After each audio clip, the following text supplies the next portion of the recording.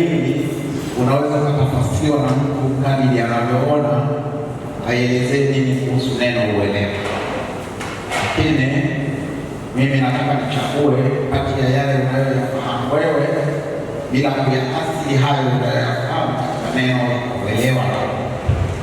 Nataka kusema kuhusu uelewa ni jambo ambalo ama amesimuliwa, na katika kufuatilia hiyo simulizi ametengeneza tafsiri ya uhalisia katika kulifanyia kazi. Hapo nasema huyo ameelewa. Uelewa ni kujizatiti kwenye uwezo wa mtu binafsi wa akili. Kwenye chombo naomba kuwe na kupiku ili watu wangu sasa wameanza kuandika ili tusiwaimbishe. Uelewa ni package ambayo mtu baada ya kuelewa anafanyia matumizi kadiri alivyoelewa. Na katika uelewa huo watu hao waliosikiliza mara moja na msemaji ni mmoja, kwenye uelewa mwingine anaweza akaelewa tofauti na mwingine, lakini uelewa unabaki alielewa. Ama wewe unajua hakuelewa vizuri ni tukio lingine, lakini yeye alipoelewa alifanyia matumizi uelewa ule.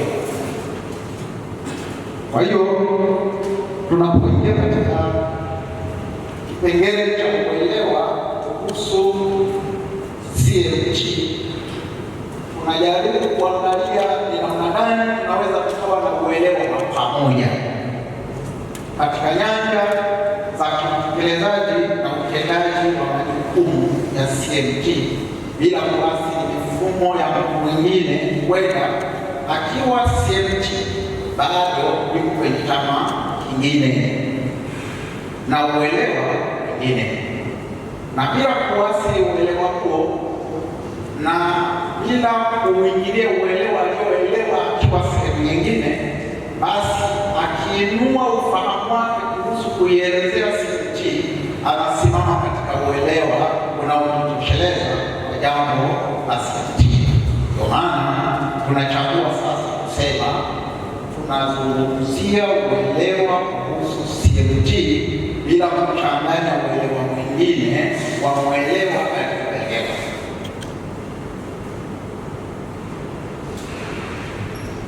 Uelewa wa CMG katika mkutano huu nimeuwekea tafasiri ambazo baadaye tutakuja kuzichagiza kama washiriki, kwamba uelewa huu upunguze, uongeze, na kwa kuwa uelewa kila mmoja kisha kuelewa kwa tafsiri pia. Tumesema CMG ili tupate uelewa wa pamoja lazima tujue chama cha mafundi ni wazalendo. Chama cha mafundi ni wazalendo kwa taifa lao.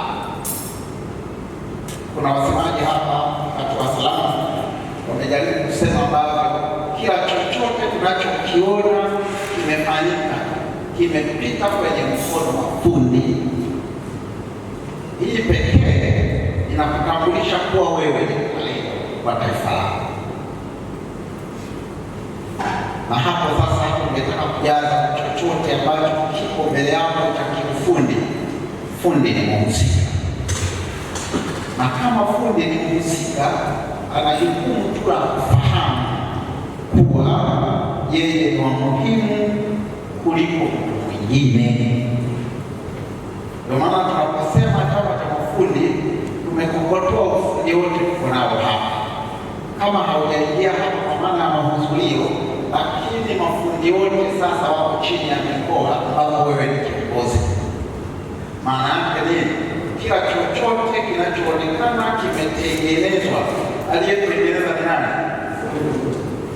Maana tayari tunamkuta kuwa ni mtu wa muhimu sana kuliko wengine. Nikisema kuliko wengine, kwa uelewa nimesema hatuwapuuzi si wengine. Sasa sisi tunapaki uelewa wetu wa CMT kwamba sisi ni wa muhimu kuliko wengine. Sasa kama wao wapo watatokeza waseme wao wenyewe ni wa muhimu katika nyanja ipi. Kwa hiyo hapa tunabeba ujumbe unaosema fundi ni wa muhimu kuliko mtu mwingine yeyote. Hapo basi tujipigia makofi. Kwa muhimu kuliko mwingine, na watu duniani kote wanapambana mtu awe wa muhimu kuliko mwingine. Sasa sisi hapa ni wa muhimu kuliko kundi la watu wengine. Ni kwa nini wa muhimu? Huo ndo nimeutaja kwa ufupi. Kila unachokiona, hata ulichonacho mkononi, kimepita mikono salama ya nani? Fundi ambaye tutaona umuhimu, yeye ndo tutamuuliza ni kipi kimeonekana ni cha maendeleo bila kupita kwa mkono wa kwako. Kisema wa kwako, maana yake namwakilisha nani? Fundi. Kweli kitakweli? Hata tumeulizana kama swali, sababu jana tulikuwa kama semina kama kikao.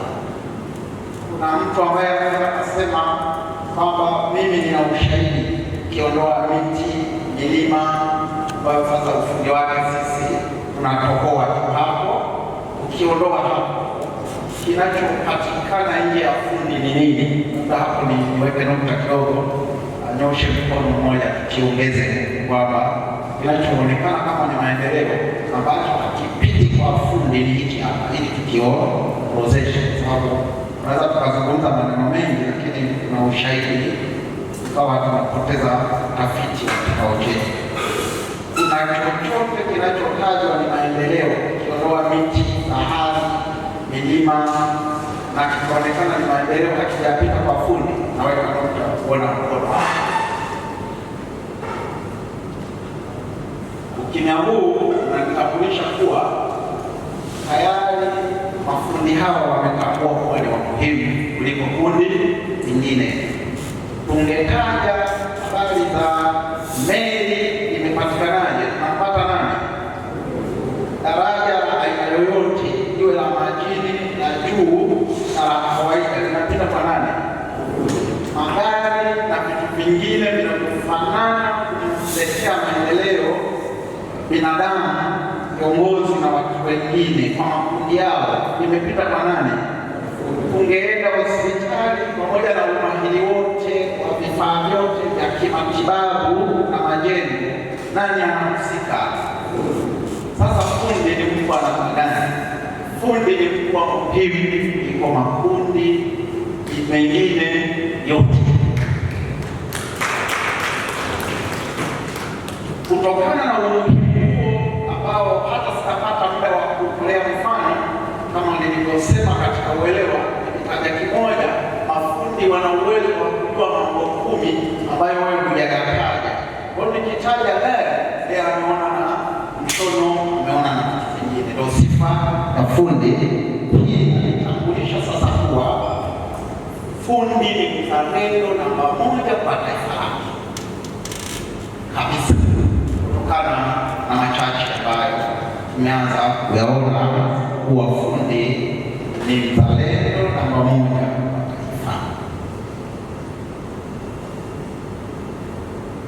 Na kama ni mzalendo, yapi yanafaa yeye na yeye anahusika wapi?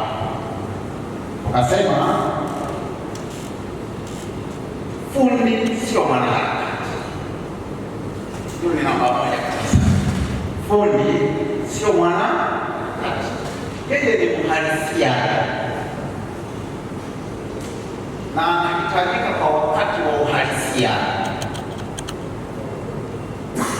Hana sababu za kuwa mwanaharakati kwa namna yoyote, kwa sababu hajipigi debe kufanikisha mafanikio yake.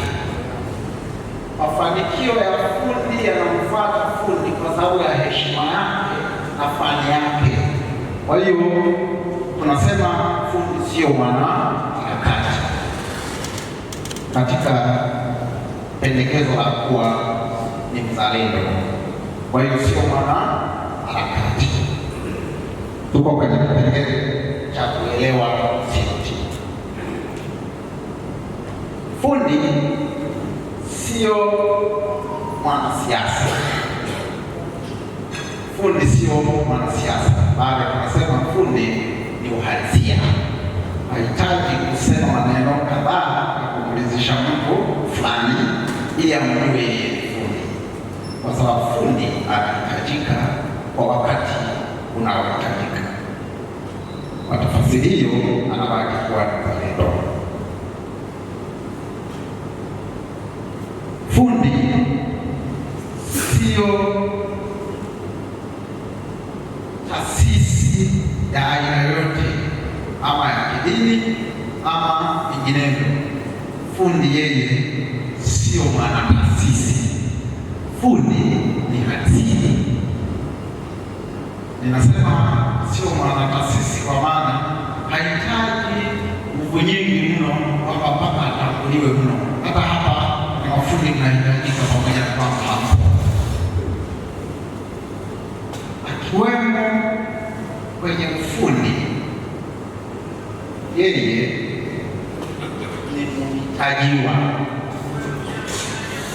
Akishtari kujipigia debe kwa namna yote. Huu ni ufahamu kuhusu uzalendo wa, yaani kama kwa fundi kweli uzalendo unahitajika bila kujichanganya na mtu baina. Na ndivyo tunaishi na ufundi wetu nyakati zote, hata jirani hajui unachokifanya, ila kwa kuwa ni uhalisia wewe fundi. Fundi sio chama cha kugombana na kundi lolote. Chama hakiwezi kikagombana na serikali, chama hakiwezi kikagombana na dini, chama hakiwezi kikagombana na siasa. Kwa nini hawawezi kugombana? Kwa sababu fundi ndio kiunganishi cha makundi yote. Unamaanisha nini? Serikali inahitaji nani? Fundi. Dini wanahitaji nani? Wanasiasa wanahitaji nani? Kwa hiyo CMT ni kiunganishi cha taasisi zote wanapoendelea na shughuli zao. CMT na wasubiri. Yaani tungeanza kusema lugha zisizo rasmi na zisizochukuliwe,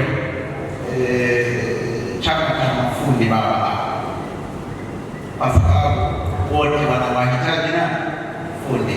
Kwa maana hiyo sasa, chama cha mafundi sio chama cha wanaharakati, chama cha mafundi sio chama cha siasa, chama cha mafundi sio chama cha dini, chama cha mafundi sio wagomvi na serikali, sio wagomvi na dini, sio wagomvi na wanasiasa na makundi mengine, kwa sababu makundi yote yanategemea nani?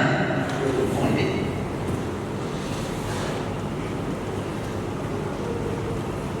Ambao ni mafundi ni watu. Baada ya kundi la kwanza, tuone kundi la pili. CMT sasa ni nani? Baada ya hayo unasema CMT ni wazalishaji. CMT ni wazalishaji. Maana yake ni fundi yote pale alipo huwa ni nani? Mzalishaji. Anagomvi na nani? Ana uadui na nani? Mzalishaji shughuli yake ni kuzalisha, kimaliza kuzalisha na waza kuzalisha tena. Fundi ni mchumi. Fundi ni mchumi.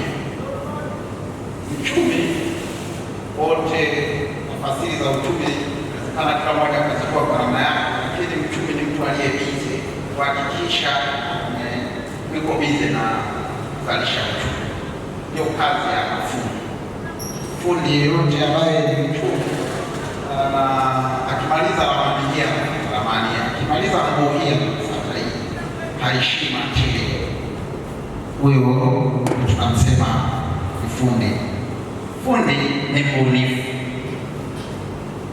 Mbunifu akimaliza ubunifu huu anaangalia ubunifu unaofuata kuendana na wakati na majira atakayoweka faida endelevu. Fundi ni muundaji.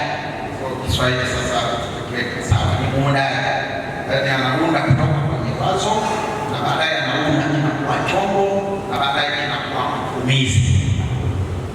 Kwa maana yeye haingiliane na makundi ya haingiliane na makundi ya wanasiasa, haingiliane na makundi ya kugombana na mtu yeyote kwa sababu yeye muundaji. Basi hapa nataka niweke Kiswahili vizuri. Muundaji ni Kiswahili sanifu au nipate wazo ili kwenda sawa. Huyu muundaji Kiswahili chake kinakaa kiko kwenye muundo wa Kiswahili. Muundaji Kiswahili sawa hivi. Muundaji inaashiriwa kwamba hata kama zipo tafasiri zitaboreshwa na mafundi, lakini wameelewa kuwa muundaji ni mtu anayefikiri kitu gani kiwe kabla hakijawa na baadaye kinakuwa na alivyotarajia kifanya matumizi yale yamefanyika vile vile. Hapa nimetumia ni muundaji. Kwa hiyo ni mtu wa muhimu mno kwa sababu anaunda mpaka kitu ambacho hakioni. Fundi ni mtaaluma kwa maana sasa ni mtaaluma. Kwa hiyo taaluma ya fundi kwa nyanja yake yeye ni mtaaluma kabisa, sababu hata wamekuwa na jambo fundi ataulizwa kabla ya upangaji. Kwa mtaaluma ni muhimu mno. Kwa hiyo ninazungumza na watu muhimu mno kwa sababu hapa nazungumza na wataaluma, yale ambaye ushauri wake usipozingatiwa chochote kilichofikiriwa hakitakuwa na kuwa na uhakika kama wewe umetaka wewe hautaki. Anakuambia hii haitoshi na haitatosha. Kama ni mbona nakwambia kwa umbo lako na vipimo vyangu hiki kitambaa kitakutosha. Kilazimisha usiye mtaaluma haitatoka vile alivyokuambia. Vivyo hivyo majengo, vivyo hivyo na taaluma nyingine. Akikwambia kwenye siku hii kifaa kimemaliza muda wake taaluma, ukilazimisha haitakuwa vivyo hivyo kwenye magari haya. Kwa hiyo hizi ni baadhi ya sifa ambazo tuliziona ni vyema tufikishe kwenye maelekezo ya kwanza ya kuelewa CMT nini, kuwa ni tofauti na makundi mengine, lakini pia yana sifa zinazojitosheleza zilizo tofauti pia na makundi mengine. Kwa kuwa maelezo yetu yana dakika na yalitakiwa yaishi kwa dakika 30 yale nilionayo mimi, 30 ndio hizo nimezimeza, lakini bado mtiririko unaendelea. Na kwa kuwa kuna kipindi endelevu, hatua ya kwanza itakuwa kujitambua kuwa CMT nini. Tumeanza ufunguzi wake, baadaye sasa tutaendelea na mtiririko mpana na namna ambavyo sasa tutahitimisha kufahamu nini tufanye ukiwa na uelewa ulioanza kuutanguliza. Niwashukuru kwa nukta hiyo. Naona watu walikuwa wakitamani kuendelea, baada tukaendelea na mengi mazuri. Kwa hiyo tumeandaa kwa kutambua kundi linalokutana na watu wanakutana. Kwa hiyo nihitimishe katika kukazia mambo chache kwamba tunakusudia kufanya mapinduzi ya kifikra, na moja ya mapinduzi ya kifikra ambayo tunataka tuanze nayo ndio haya kwamba ukishafahamu wewe ni nani, upasi kujipuuza katika upuuzi usiorekodiwa mahala popote, kwa sababu umekwisha kuelewa. Kuelewa ni mtu alielewa na kufanya na afanye kwa ubora unaokusudiwa kuanzia akili yake mwenyewe, sababu anauelewa, kwenda kwenye akili ya mtu mwingine anayetaka kujifunza na kuelewa kutoka kumwelewa. Kwa maana hiyo, fundi ni msimamizi anayeweza akaaminika katika kuelewa na kisha anachokitoa kinakuwa faida ya atakayeelewa mafundi. Na hapa sasa nikiondoka kuzungumza na fundi, kwa sababu ni fani ya kila moja, nataka kusema tunazungumza na kiongozi. Kiongozi na tena ni fundi. Sasa utaona hapo kuna vipengele viwili, usipokuwa makini utabaki kama fundi, kwa sababu na umuhimu wa fundi. Lakini nataka kusema baada ya kuzungumza na fundi, nimezungumza na kiongozi. Kiongozi anayeaminika kwa jamii kuwa yeye atakuwa bora kabla ya kufanya jambo lolote. Utajwa tu ni mwenyekiti wa mkoa, jamii inayoelewa maana ya mwenyekiti inaanza kuona ubora kabla ya ufundi. Maana yake wewe ni wa muhimu mara mbili. Kwanza ni wa muhimu kutokana na sifa za mafundi, lakini pia wewe ni wa muhimu kutokana na nyanja zingine zitokanazo na tawala ambazo zingine zinatajwa. Kwa mfano, ukitajwa mkoa, mamlaka yake mwenyekiti kidogo aliyagusia, lazima ufahamu kwa nafasi ya kutajwa mkoa haujapishana na nafasi yoyote mkoa, isipokuwa mnapishana matumizi ya mamlaka. Mamlaka ya mwingine aliye katika mkoa atayafanya kwa miongozo ya kimkoa, na wewe kwa maana ya mkoa utafanya kwa sifa ile ile kama ya kwake, kwa maana ya mamlaka ya mkoa. Kitakachopishana pale ni uelewa wa binafsi kwa matumizi yake akiwa na mamlaka ya mkoa. Sasa nataka niwaambie, wewe ni wa muhimu kuliko mwingine aliye kwenye mkoa. Simaanishi kugombanisha mamlaka wala kuingilia mamlaka nyingine. Mamlaka yako yako pale pale, uwezo na nguvu za kwenye mkoa. Kama ulishawahi kumwona na ukamtamani na mamlaka makubwa, ulimtamani tu kwa sababu wewe ulikuwa na hiyo nafasi. Leo unayo mamlaka yale yale, kimatumizi ya mkoa wako ni wewe sasa. Ndio maana nini? Tukitoka hapa, kila mmoja aelewa kwenda kufanya kwa mno, kwa kujitambua kuwa na kiongozi anayepaswa kufanya matendo yote ya kiongozi kama kiongozi mwingine, lakini akiwa yeye pia ni bora, kwa sababu ana ziada ambacho kinahitajika kutoka kwake na timu yake. Baada ya kusema hayo, naomba tumpigie makofi kidogo.